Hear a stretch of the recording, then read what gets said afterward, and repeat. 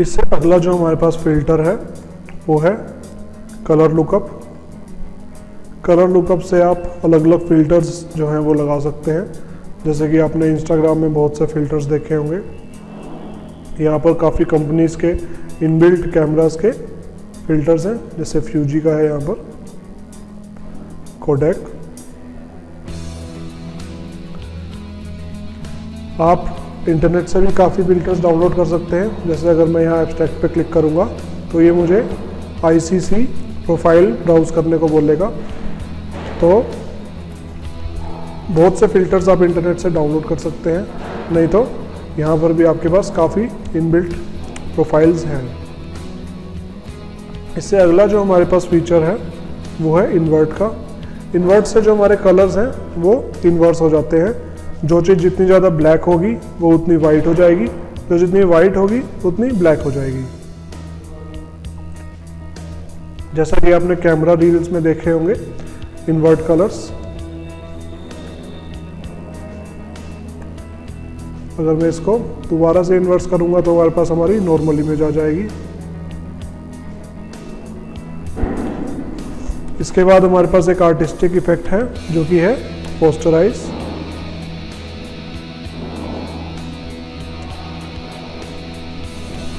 पोस्टराइज हम तब यूज़ करते हैं जब हमको अपनी इमेज में से कलर रिड्यूस करने हो और एक आर्टिस्टिक सा इफेक्ट हमें अपनी इमेज को देना हो। जितने ज़्यादा आप लेवल रखेंगे उतनी ज़्यादा आपकी फ़ोटो में ज़्यादा कलर्स हो सकेंगे। तो ज़्यादा लेवल्स से तो कोई फ़ायदा नहीं होगा। अगर आप इसको कम लेवल्स पे देखेंगे तो जितना आप इसको कम करेंगे उतने ज़्यादा कलर रिड्यूस होते जाएंगे।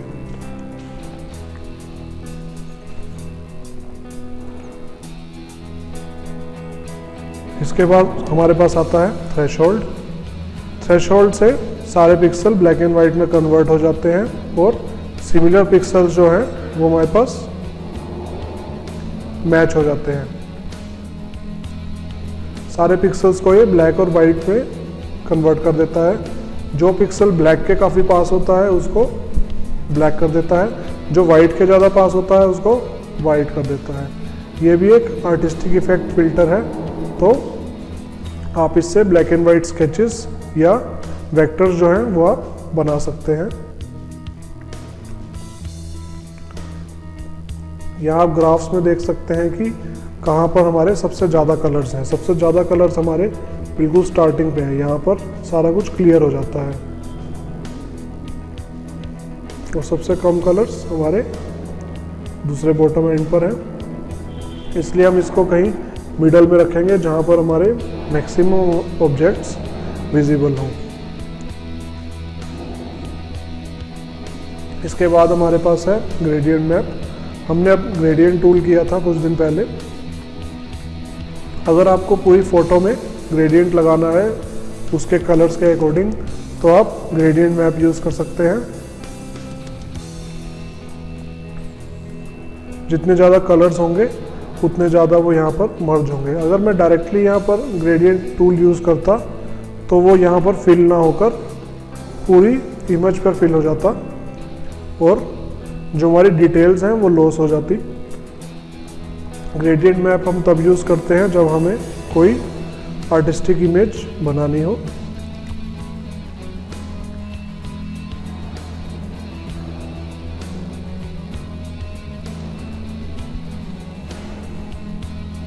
इसके बाद हमारे पास आता है सिलेक्टिव कलर।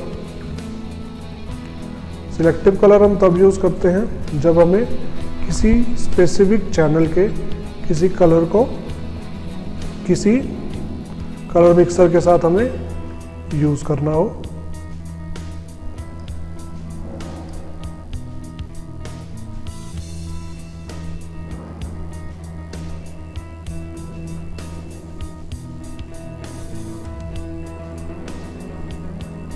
तो मैंने यहाँ पर जो हमारे न्यूट्रल कलर्स थे, जो कि ग्रे कलर्स थे हमारे, उस चैनल में कुछ चेंजेस किए हैं।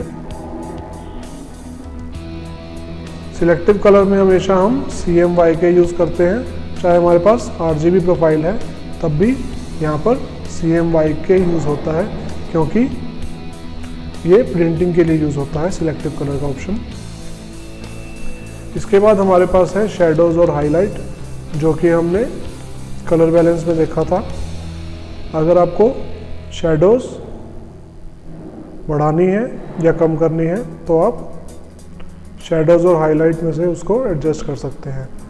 अब जब मैंने यहाँ पर शेडोज़ हटाई हैं तो जो हमारा सीन है वो ज़्यादा ब्राइटली लिट हो गया है, और अगर मैं शेडोज़ कम रखूँगा तो डार्क हो जाएगा हमारा पूरा सीन। ऐसे ही हाइलाइट्स हमारी नॉर्मल चीज़ें होती हैं जो ना तो लाइट होती हैं ना डार्क होती हैं।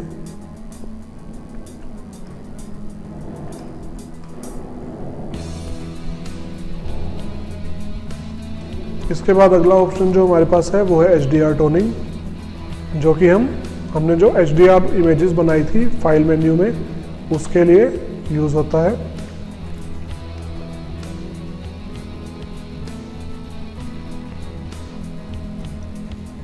अगर हमने जो HDR इमेज बनाई है उसके एजेस के कलर्स में कुछ फ़र्क लग रहा है और हम उसमें ग्लो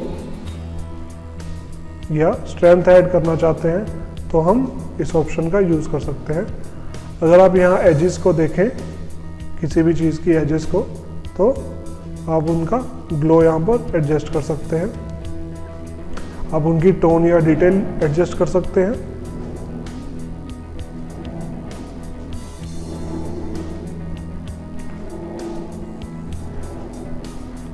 आप उनकी शेडो, वाइब्रेंस और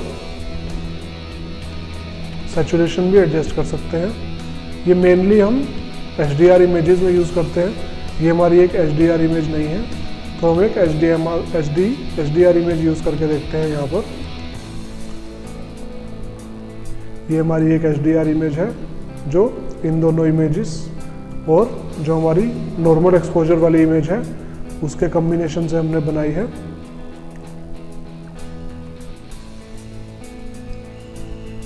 अगर मैं यहाँ पर टोनिंग करूँगा तो आप HDR इमेज में फ़र्क देख सकते हैं। अगर मैं एज की ग्लोइंग बढ़ाता हूँ तो आप एजेस में डिफरेंस देख सकते हैं।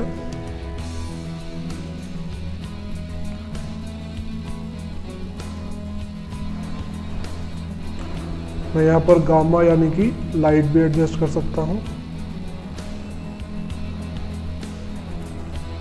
जितना गामा ज़्यादा होगा उतना हमारा सीन जो है वो कम लिट होगा। इसके बाद हमारी जो डिटेल्स हैं, एक्सपोजर हमने ज़्यादा कम कर दिया।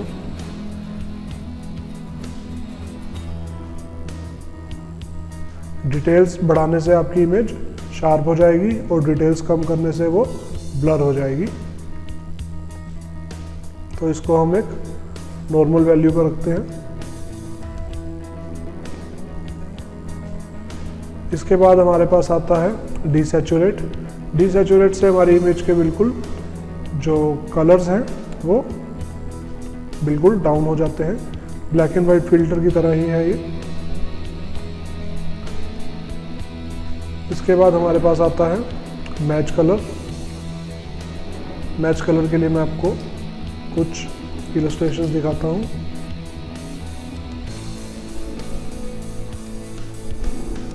जैसे हमारे पास ये दो फ्लावर्स हैं,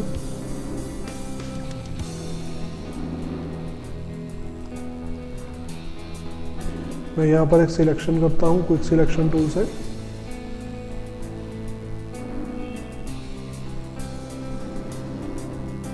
आप किसी बेटर टूल से सिलेक्शन कर सकते हैं।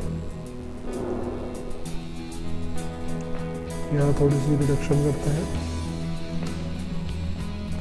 तो ये सिलेक्शन करने के बाद हम अपनी मेन इमेज पे चलते हैं जिस पे हमने चेंजेस करने हैं।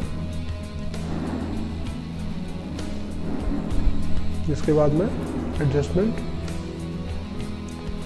मैच कलर में जाऊंगा।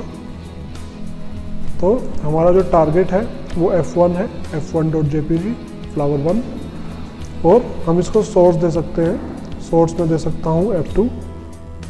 तो ये हमारे उस सिलेक्टेड एरिया में से कलर्स मैच करेगा और उनको हमारी टारगेट लेयर पर अप्लाई कर देगा। इसके बाद हम यहाँ पर ल्यूमिनेंस और इंटेंसिटी अपने अकॉर्डिंग सेट कर सकते हैं।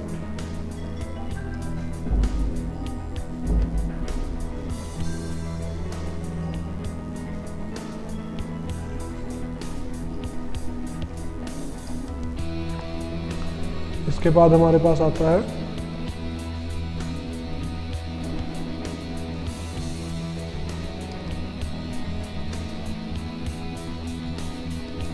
Replace colour. अगर आपको एक स्पेसिफिक एरिया के कलर्स को चेंज करना है, जैसे कि मैंने इस इमेज के पर्पल्स को सिलेक्ट किया, अगर मैंने सिर्फ पर्पल को रिप्लेस करना है पूरी इमेज में से, तो मैं रिप्लेस कलर ऑप्शन का यूज़ कर सकता हूँ। अब मैं इस कलर का ह्यू चेंज कर सकता हूँ।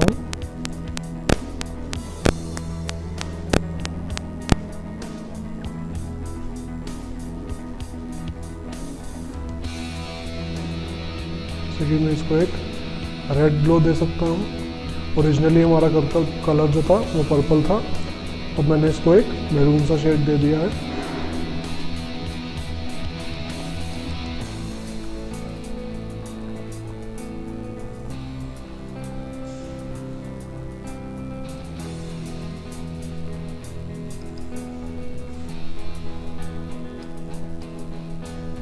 अगर मैं यहाँ पर इसको यूज़ करके देखूँ, यहाँ से मैं अपना कलर सिलेक्ट करता हूँ,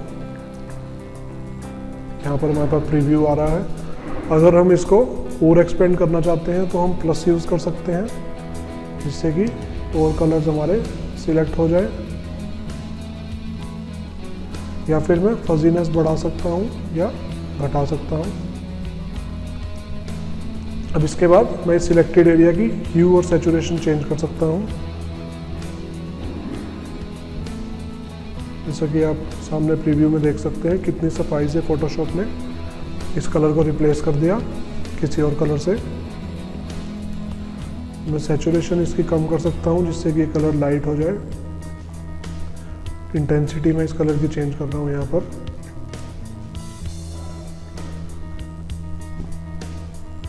मैं इस ग्रीन बोर्ड को यहाँ पर थोड़ा ब्लैक बोर्ड बना सकता हूँ।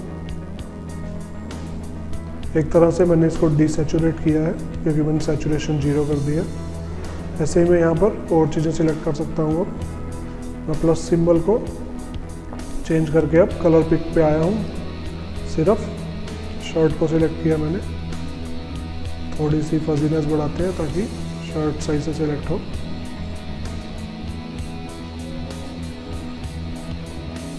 सैचुरेशन में थोड़ी बढ़ाता हूँ, क्योंकि ये ब्लैक कलर है तो डार्क कलर्स को चेंज करने में ह्यू सैचुरेशन यूज़ नहीं करते हम, इसीलिए यहाँ पर टोन्स आप देखेंगे काफ़ी कम आ रही हैं। अगर मैं थोड़ा लाइट करूँ इस कलर को तो मेरे जो चेंजेस होंगे वो विजिबल होंगे।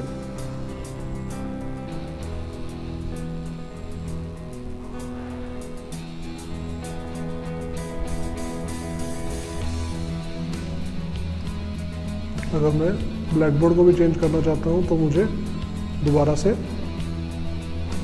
ब्लैक बोर्ड को सिलेक्ट करके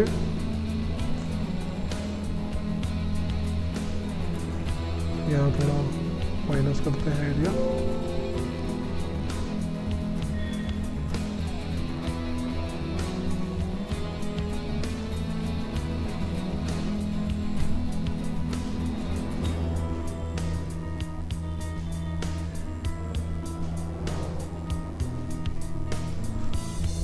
तो जैसे कि आप देख सकते हैं, आप फोटोशॉप में किसी भी कलर को इंटेलिजेंटली चेंज कर सकते हैं।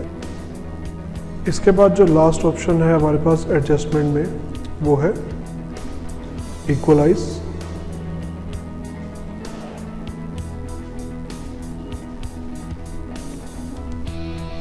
इक्वलाइज में फोटोशॉप कुछ ऑटोमेटिक फिल्टर्स लगाता है और ब्राइटनेस को कंट्रोल करने की कोशिश करता है।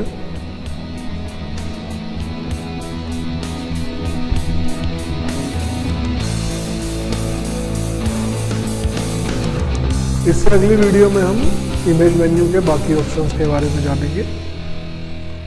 Thank you.